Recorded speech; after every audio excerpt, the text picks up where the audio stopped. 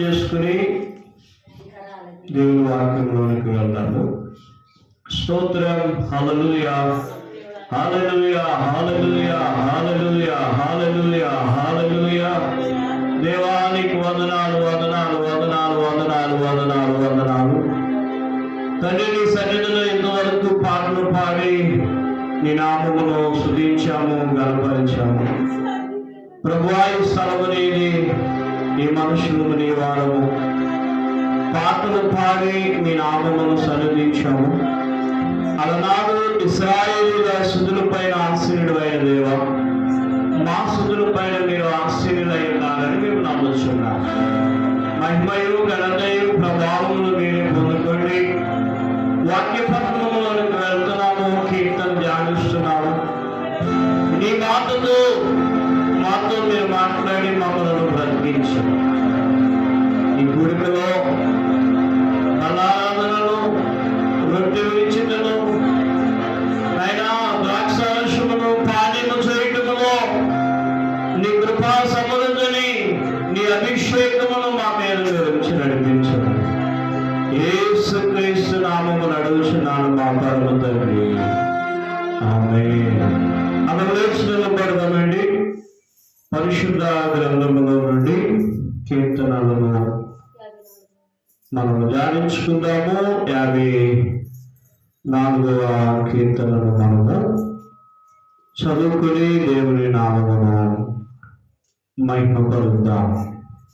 54వ కీర్తన 1 నుండి 7 వచనాలు. దేవా, నీ నామమును బట్టి నన్ను రక్షింపుము. నీ పరాక్రమమును బట్టి నాకు న్యాయము తీర్చుము.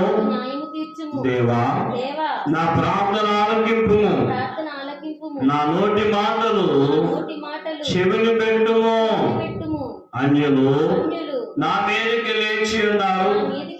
బలార్జులు నా ప్రాణము తీయజూచుచున్నారు.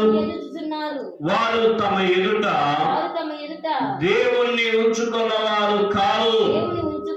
ఇదిగో దేవుడే నాకు సహాయకుడు. ప్రభువే నా ప్రాణమును ఆదరించువాడు. నా శత్రువులు చేయు కీడు ఆయన వారి మీదకి రప్పించును. నీ సత్యమును బట్టి వారిని నశింపజేయము. స్వేచ్ఛాత్మకములైన బలులను నేను నిరాకరించెదను, నీకు అర్పించెదను. యెహోవా, నీ నామము ఉత్తమము. నేను దానికి కృతజ్ఞతాస్తుతులు చెల్లించుచున్నాను. ఆపదలన్నిటిలో నుండి ఆయన నన్ను విడిపించి ఉన్నాడు. నా శత్రువుల గతిని చూచి నా కన్ను సంతోషించుచున్నది. దేవుడి పరిశుద్ధ వాక్యం మనందరి వినికిల్లో దీవించును గాక. ఆమేన్. ప్రార్థన చేసుకుందాం, దేవుని ఆరాధన చేద్దాం. ఆయన ఆరాధించే వారు ఆత్మతోనూ సత్యముతోనూ ఆరాధించాలని దేవుని వాక్యం చెప్తుంది. చక్కని మాట ప్రభు మనకు దయచేశాడు.